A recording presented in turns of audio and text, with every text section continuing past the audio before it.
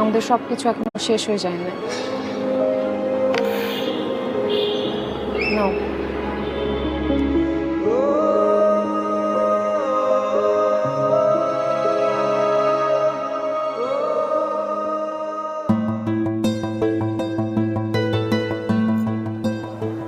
এই ইমিটেশনের গয়নাতে কি হবে?